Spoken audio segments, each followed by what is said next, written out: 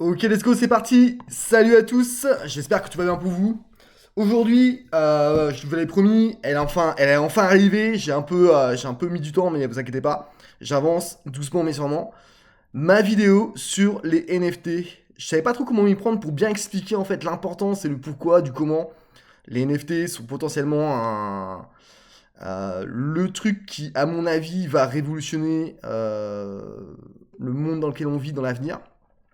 Et je vais tenter de vous expliquer ça au plus simplement possible.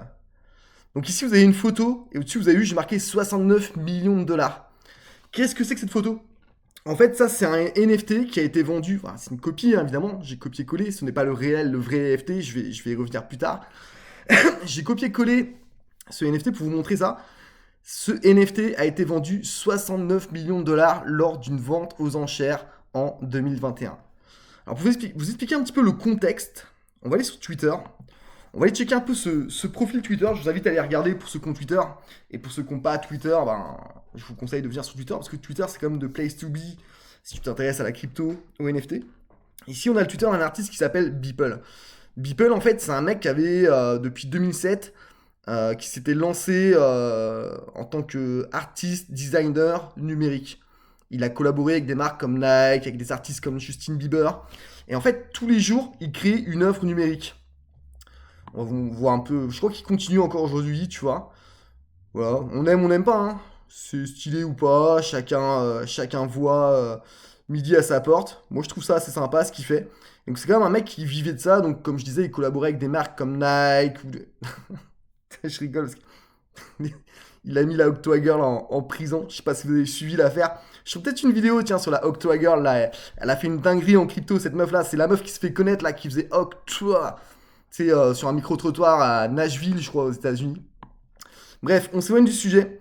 Donc en fait, pour fêter sa 5 millième œuvre numérique, donc je rappelle, hein, il crée une œuvre numérique par jour depuis, depuis 2007, et ben en 2021, il a décidé de regrouper toutes ses œuvres numériques en un seul NFT qui s'est vendu 69 millions de dollars. Alors c'est une dinguerie, vous allez me dire, ouais mais bon, il y a plein de dingueries, hein. Combien vaut la Joconde aujourd'hui par exemple? Pourquoi un tableau d'un artiste vaut si cher? On sait pas, ça les gens. Enfin, j'ai ma petite idée, je développerai peut-être plus tard, mais on sait pas. Donc, le truc qui fait qu'un mec a quand même déboursé 69 millions de dollars là-dedans, c'est qu'en fait, ça a été vendu sous forme de NFT dans une galerie d'art. Je sais plus le nom, mais je vous le trouverai peut-être. Qui a accepté qui était la première galerie d'art à accepter les transactions en crypto-monnaie. Et un NFT, c'est quoi en fait déjà pour commencer? Un NFT, donc je vous ai noté ça là, c'est un non-fungible token, ou plutôt un jeton non fongible. C'est un actif numérique unique et vérifiable grâce à la technologie blockchain. La blockchain, je vous renvoie à ma vidéo sur la blockchain, pour ceux qui l'ont pas vu. Alors cet actif peut être une image, une musique, une vidéo, un ticket pour un événement, ou un accès à un club ou une communauté, etc. Il y a énormément de possibilités en fait. Contrairement aux fichiers numériques classiques qui peuvent être copiés à l'infini, un NFT garantit qu'il n'existe qu'un seul exemplaire officiel ou un nombre limité avec une traçabilité transparente sur la blockchain. Je renvoie encore, hein, à ma vidéo sur la blockchain pour que vous compreniez bien, vous comprenez bien le truc. Alors, pourquoi c'est important? Là, je vous ai mis une petite maison avec un truc de notaire. Eh ben, faut penser à un NFT comme un acte notarié pour une maison. Vous pouvez voir la maison, d'autres peuvent même la visiter, mais c'est l'acte notarié qui prouve que vous êtes le propriétaire officiel. Pour un NFT, c'est pareil, sauf que cet acte est numérique et se trouve sur la blockchain. Ça, c'est important à comprendre. Si tu achètes un NFT, alors là, je vous ai mis le petit disclaimer. Attention, un NFT n'est pas lié à votre nom ou votre identité réelle, elle est liée à votre wallet, donc votre portefeuille crypto qui détient cet actif sur la blockchain. C'est-à-dire qu'à partir du moment où tu achètes cet actif numérique sur la blockchain, ton wallet, dont tu es le propriétaire, est propriétaire de cet actif numérique. La blockchain permet de prouver qu'un NFT est authentique et qu'une personne en est le propriétaire, parce qu'il y a toujours une personne derrière le wallet. Mais ça, c'est super important à comprendre. C'est la blockchain, via les smart contracts, qui va authentifier en fait que tu es propriétaire du NFT. Là, je vous ai mis la Joconde. Pour vous citer un petit exemple, j'en parlais tout à l'heure, la Joconde. Moi, tu vois, j'ai copié-collé une photo que j'ai trouvée sur Google Images pour vous montrer, mais c'est pas l'original. Je vais pas arriver à dire, t'as vu, mec, j'ai la Joconde, et je vais de la vendre, je sais pas combien elle vaut la Joconde d'ailleurs. Ça vaut cher, non, la Joconde? Attends, on va peut-être voir sur Google. Euh, prix Joconde. Prix Joconde 2024. Ok, 99 euros, c'est pas ça, je pense. Quel est le vrai prix de la Joconde? On va checker sur Google. Elle est estimée à 100 millions de dollars, tu vois. La Joconde, c'est 100 millions de dollars. Ce qui correspondait à environ 900 millions de dollars en 2023. Quoi? Ah, le 14 décembre 1962, elle était estimée à 100 millions de dollars, ce qui correspondrait à environ 900 millions. Donc elle est presque à 1 milliard de dollars, la Joconde, quoi, tu vois. Bon, ben, je pourrais essayer de la copier-coller, essayer de la vendre et de dire non, non, si, regarde, c'est la vraie Joconde. Mais en fait, non. Parce que il n'y a qu'une Joconde, les gens le savent, et c'est acté, notarié, je pense. Elle est au Louvre à Paris, il n'y en a pas deux. Donc tu peux faire des copier-coller, ce sera jamais l'original. Et ben c'est un peu la même logique pour les NFT en fait. À partir du moment où tu es passé via un smart contract pour acheter un NFT, ton wallet est associé à ce NFT via la blockchain, via le smart contract. Et c'est à ce moment-là que tu deviens le propriétaire de ce NFT. Et ça c'est un truc qui est vraiment important à comprendre. Parce que beaucoup de gens parlent des NFT comme des scams, et il y a eu énormément de scams, hein, ça là-dessus. Je ferai des case studies de façon dans l'avenir pour vous expliquer un petit peu tout ça. Il y a énormément de scams en NFT parce qu'il y a beaucoup d'argent qui circule. Et partout où il y a de l'argent, il y a des bandits. Et voilà. Mais en fait, le fait d'avoir scellé sur la blockchain, je renvoie encore à ma vidéo sur la blockchain, le fait que vous avez acheté ce NFT précisément fait de vous le propriétaire de ce NFT et personne d'autre n'est propriétaire. Même si les gens font des copier-coller, ben, la blockchain peut prouver que c'est toi le propriétaire du NFT. Alors, acheter des NFT sur des marketplaces comme OpenSea et Rarible. On va aller faire un petit tour sur OpenSea. Je trouve que je vous avais déjà montré. Ça, c'est une place de marché pour les NFT. Il y a des NFT à vendre, vous voyez, il y en a plein. Alors, il y a à boire et à manger. Hein. Je pense que la plus grosse partie des NFT qui sont dessus vont pas voler très haut. Mais comme je vais faire des case studies là, dans les jours et les semaines à venir, vous allez y voir un petit peu plus clair sur quoi acheter, quoi ne pas acheter et quoi regarder surtout avant d'acheter. C'est important, tu vois. On va pas acheter à l'aveugle. Mais en gros, tu vas ici, il y a le truc connexion. Et tu vas connecter ton wallet. Je vous ai pas encore fait de vidéo sur les wallets, mais il faudrait que je vous explique un peu mieux pour ceux qui savent pas. Donc, tu as MetaMask, Coinbase Wallet, Wallet Connect, ici ils en proposent toi. Moi je suis sur MetaMask, hein, je trouve ça bien, les MetaMask sont bien. D'ailleurs MetaMask, je crois qu'ils sortent, je sais pas, je crois, ils ont sorti une carte de crédit. Je ferai sûrement une vidéo là-dessus. Bientôt maintenant que tu as un MetaMask, si tu as de l'argent sur un MetaMask, tu peux commander ta propre carte de crédit et aller faire tes courses, acheter ton pain avec tes cryptos. MetaMask transfère en fait directement tes cryptos en sonnant tes trébuchants de monnaie si tu veux faire tes courses ou acheter une Red Bull comme je vois là par exemple. Voilà. Mais je ferai une vidéo dédiée à MetaMask, ça aussi il faut que je l'explique. Donc tu connectes ton wallet, et à partir du moment où ton wallet est connecté, ben tu peux acheter, par exemple ici on a les Ninja Squad Official. On va regarder un petit peu ce que c'est, j'avais déjà regardé vite fait. Ça, je crois que c'est une communauté de gens qui sont dans le trading de meme coin, si je dis pas de bêtises. Mais je ferai peut-être un case study sur eux plus tard. Donc là, par exemple, on est à 0,2, 0,2797 Ethereum. L'Ethereum, aujourd'hui, je crois, il y a autour des 3000 dollars ou 2500 dollars. TH price. Ah, on est à 3500 euros l'Ethereum. Un Ethereum vaut 3500 euros.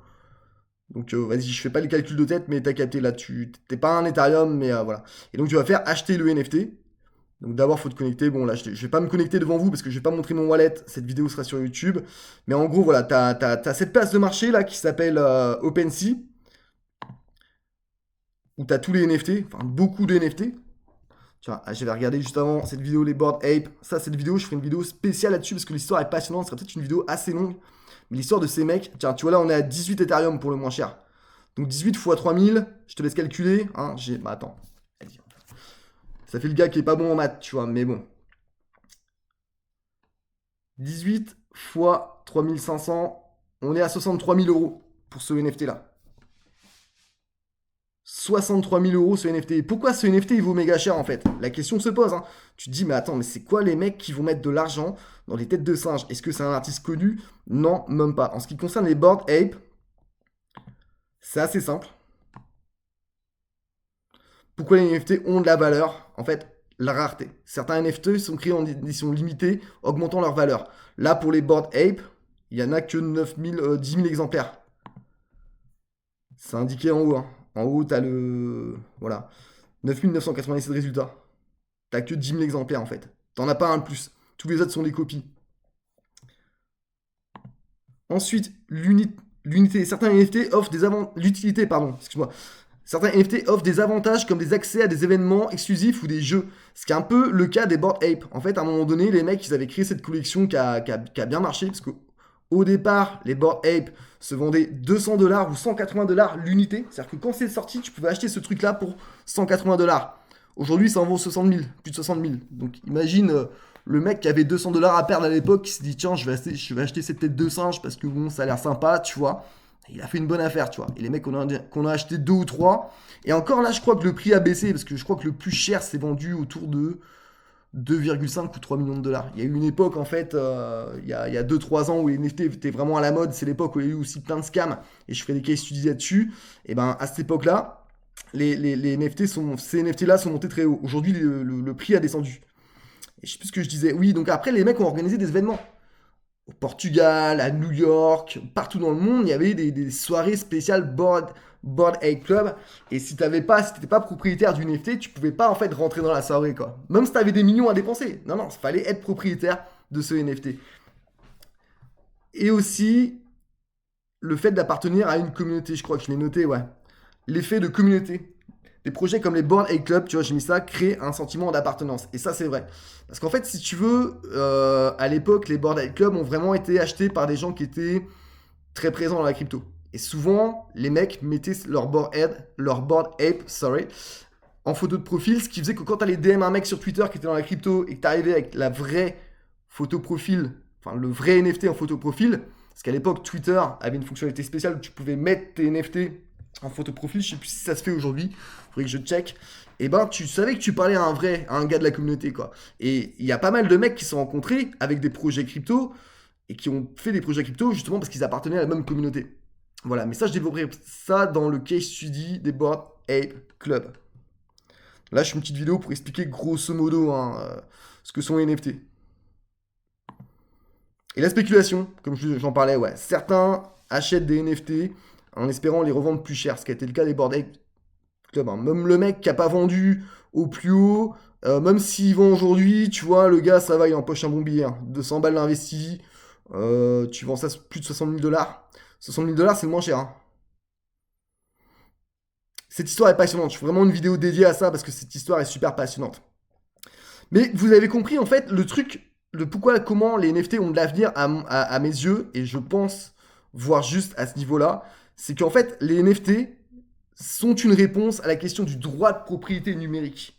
On vit dans un monde qui est de plus en plus digital. On vit dans un monde où les gens sont de plus en plus sur Internet. Et comment tu prouves ta propriété d'une de tes photos, par exemple? Aujourd'hui, avec l'IA, on peut faire une photo de toi, on peut te faire dire un truc.